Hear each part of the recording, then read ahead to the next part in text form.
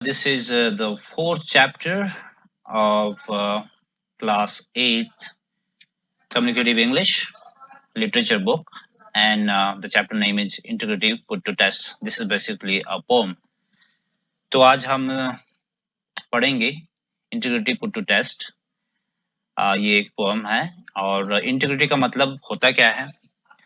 Integrity होती ईमानदारी या ऑनेस्टी, और जिसकी एक परीक्षा हो रही है, टेस्ट हो रहा है, ठीक है। और यहाँ पर एक लड़का है जिसकी ईमानदारी की एक परीक्षा होती है, उसको एक परीक्षा देनी होती है। वो पास होता है या फेल होता है इस टेस्ट में। Let's read and find it out in this poem. Okay, so start.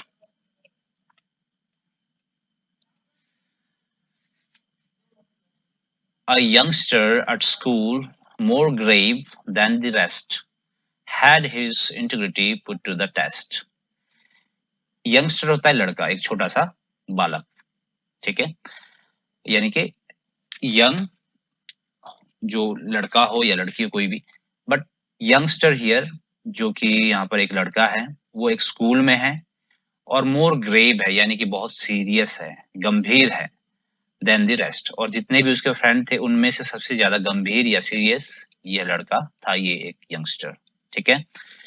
Had his integrity put to the test, और उसके सामने एक परीक्षा आती है जो उसकी ईमानदारी है, उसका नेचर कैसा है, ईमानदार है, लॉयल है और ऑनेस्ट पर्सन है। उसी की परीक्षा उसकी यहाँ पर हो रही है। अब वो क्या परीक्षा है देखते हैं। हिज कॉमरेड्स, कॉमरेड्स मतलब साथी, फ्रेंड्स लोग, had plotted an orchard to rob and asked him to come and assist in the job. उसके साथी लोग आते हैं और उन्होंने एक प्लान बनाया है, एक षड्यंत्र रचा है। प्लॉट मतलब किसी साजिश को रचना, प्लान को बनाना, किसी दूसरे को नुकसान पहुंचाने के लिए, that is called plotted.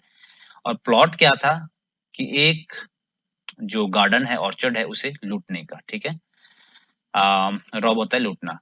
And asked him, और उससे भी वो लोग पूछ रहे थे, कह रहे थे कि क्या तुम हमारे साथ हमारी मदद करोगे इस काम के लिए, ठीक है। Come and assist in the job. He was very much shocked, पहले तो वो काफी हैरान होता है। एंड आंसर्ड, और फिर वो जवाब देता है, ओ नो, बोलता है नहीं। व्हाट, क्या? Rob our poor neighbour, his orchards, his bread, then think of his children, for they must be fed. तो बोलता है क्या तुम ये क्या बात कर रहे हो कि अपने बेचारे नेबर को, यानी कि पड़ोसी को, हम चोरी करें उसके घर, उसके बगीचे से। हिज ऑर्चर्ड हिज ब्रेड, उसका कुछ भी ले दे के जो भी उसके पास है वो सिर्फ उसका बगीचा है, उसका वो गार्डन है, ऑर्चर्ड है, जहां से उसका जो उसके इनकम का सोर्स है। यदि वही हम लूट लेंगे तो वो खाएगा क्या, उसकी इनकम कैसे होगी। और उसके बच्चों के बारे में तो सोचो, think of his children for they must be fade, कि उनका भी तो, उनको भी तो खिलाना है उसने, राइट, उनका भी पालन पोषण करना है, तो कम से कम उसके बारे में तो सोचो। तो ये लड़का काफी ईमानदार है, ऑनेस्ट है, तो इसलिए ये सब बातें उसके मन में आ रही है और अपने फ्रेंड से कह रहा है, कॉमरेड से। You speak very fine and you look very grave, but apples we want and apples will have. लेकिन उसके फ्रेंड्स क्या बोलते हैं कि तुम बातें तो बहुत अच्छी अच्छी कर रहे हो, you speak very fine and you look very grave, और तुम्हें देखने से भी लग रहा है कि तुम काफी सीरियस हो, काफी दुखी हो इस बात को लेकर के। बट हम ये सब कुछ नहीं जानते हैं, हमें तो बस एप्पल चाहिए, सेब चाहिए, और हमें उसके अलावा कुछ नहीं चाहिए, ठीक है। ये उसके फ्रेंड्स कह रहे हैं। If you go with us will give you a share, if not you shall have neither Apple nor pair. तो कह रहे हैं कि भाई यदि तुम हमारे साथ आओगे तो तुम्हें भी तुम्हारा हिस्सा मिलेगा, तुम्हारा भाग मिलेगा। बट यदि तुम हमारे साथ नहीं आते हो, you shall have neither Apple nor pair, ना तो तुम्हें कुछ एप्पल्स मिलेंगे और ना ही तुम्हें कोई पेयर तुम्हें दिया जाएगा। तो सोच लो तुम्हें आना है या नहीं है, ठीक है। यंगस्टर क्या होता है? A child, a young boy. Grave यहाँ पर, ग्रेव का मीनिंग क्या है? काम एंड सीरियस इन मैनर, ठीक है, वो गंभीर है। द रेस्ट मतलब जितने भी बचे हुए हैं, यानी कि यहाँ पर उसके दोस्त। इंटीग्रिटी होता है honesty, moral goodness. Comrades, companion, साथी लोग, फ्रेंड्स, ठीक है। Orchard, a piece of land where fruit trees are grown. और फीड क्या होता है? वो होता है खाना खिलाना, किसी को खिलाना, ठीक है, give food. They spoke and Tom pondered, उन्होंने ये सब बातें कही, टॉम ने कुछ देर सोचा, पॉन्डर होता है सोचना, गहरे मन से सोचना, गहरा विचार, विचार से सोचना। आई सी दे विल गो, और वो सोच रहा है कि, और वो मन ही मन कह भी रहा है कि वो लोग तो जाएंगे। पुअर मैन, बेचारा वो व्यक्ति, what a pity to injure him so, क्या दयनीय बात होगी, है ना, कि उस व्यक्ति को इतना आहत करेंगे, इतना उसे इंज्योर करेंगे, नुकसान पहुंचाएंगे।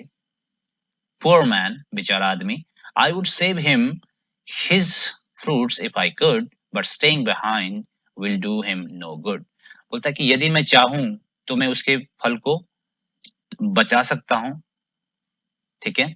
आई would save him his fruit if I could, यदि मैं चाहता, यदि मैं से होता, बन पड़ता, तो मैं उसके फ्रूट्स को बचाता। बट क्या है कि अगर मैं पीछे रहूं तो भी क्या करेंगे, मेरे जो फ्रेंड्स लोग हैं वो तो जाएंगे ही और वहां से फल तोड़कर लाएंगे, ठीक है। तो मेरा पीछे रहना भी इसमें कोई ज्यादा डिफरेंस इससे क्रिएट नहीं होगा, क्योंकि मैं ज्यादा से ज्यादा कितना फल लेके आऊंगा, थोड़े ही लेके आऊंगा। अगर मैं नहीं भी गया तो सारे के सारे फल मेरे दोस्त लोग लेकर आने वाले हैं, ये कह रहा है टॉम, और वो मन ही मन सोच रहा है।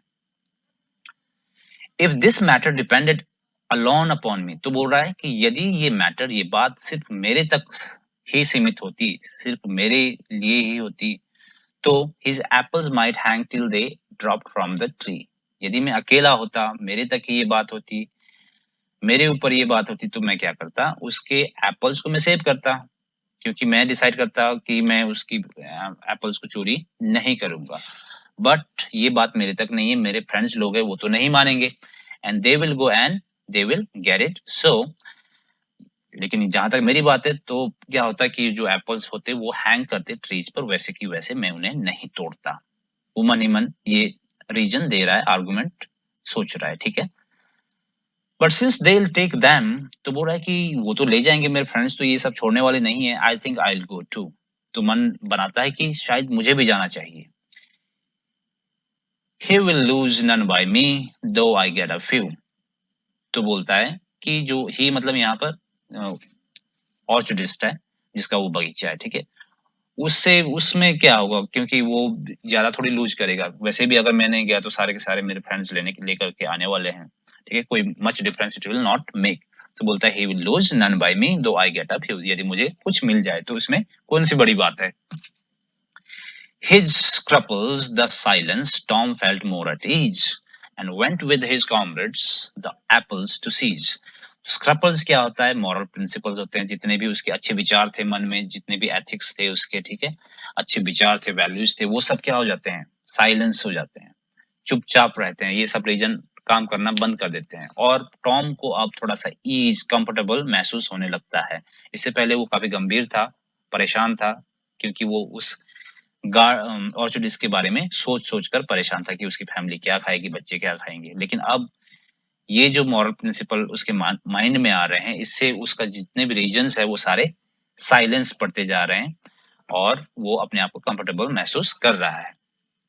And went with his comrades, और वो अपने दोस्तों के साथ जाता है, द एप्पल्स टू सीज, कहाँ जाता है, एप्पल्स को लेने के लिए। He blamed and protested but joined in the plan, he shared in the plunder but pitied the man. उसने ब्लेम किया दोस्तों को, बोला कि ये अच्छी बात नहीं है, उसने प्रोटेस्ट किया, ठीक है, मना किया कि वो नहीं जाएगा, ऐसा काम करना नहीं चाहिए, किसी को लूटना नहीं चाहिए अपने नेबर को, ये सब बातें उसने कही। बट लास्ट में क्या हुआ, उसने ज्वाइन किया उस प्लान को, उस योजना में शामिल हुआ, एंड जो उन्होंने प्लंडर, प्लंडर होता है जितनी भी लूट करके जो सामान वो लेकर के आए थे, यहाँ पर है फल, ठीक है, सही। तो वो जो एप्पल्स वो लेकर आए थे उसका एक भागीदार बना, उसमें उसकी शेयरिंग हुई, उसने अपना पार्ट उसमें पाया, ठीक है, बट पिटेड द मैन, और लास्ट में क्या किया, अपने जो व्यक्ति है, जो ऑर्चिडिस्ट है, उस पर दया भी दिखाई, बट इसका फायदा क्या, ठीक है। So this was a poem, I think you understood. There was a small boy, youngster, जो ये सब फील करता है कि अपने नेबर को नहीं रॉब करना चाहिए, लूटना चाहिए, उसके जो चीजें उसे स्टील नहीं करनी चाहिए, लेकिन at the end he fails and thus his integrity was put to test and he failed. ठीक है,